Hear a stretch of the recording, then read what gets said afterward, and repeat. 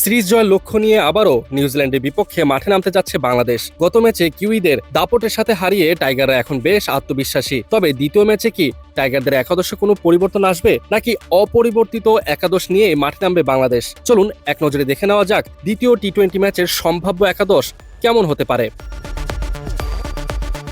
শুরুতেই ওপেনিংয়ে দেখা যাবে তানজিদ হাসান তামিমকে।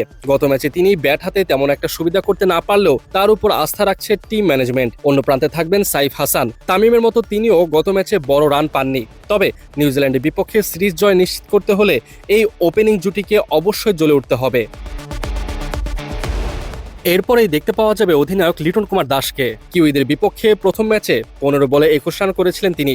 এবার সিরিজ নিজেদের করে নিতে হলে লিটনকে ব্যাট হাতে আরও দায়িত্বশীল পারফরমেন্স করতে হবে। এদিকে প্রথম টি-20 ম্যাচের জয়ের নায়ক তাওহিদ হৃদয়ের জায়গা এখন আরও পাকাপোক্ত। গত ম্যাচে তার পরিণত ব্যাটিং দেখে ভক্ত থেকে শুরু করে প্রতিপক্ষ সবাই মুগ্ধ।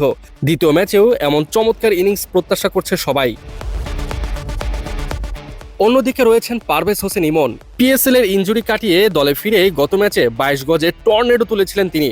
মাত্র 14 বলে 28 রানের সেই ইনিংসে তার স্ট্রাইক রেট ছিল 200।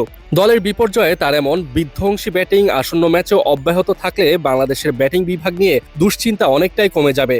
সেই সাথে থাকছেন শামীম পাটোয়ারি। গত ম্যাচে তার দুর্দান্ত ব্যাটিং ও ছক্কা হাঁকানোর ধরন দেখে অনেকেই তার মাঝে এবিডি ভিলিয়ার্সের ছায়া দেখেছেন। ভক্তদের আশা শামীমের এই মারকুটে ফর্ম আগামী ম্যাচেও বজায় থাকবে।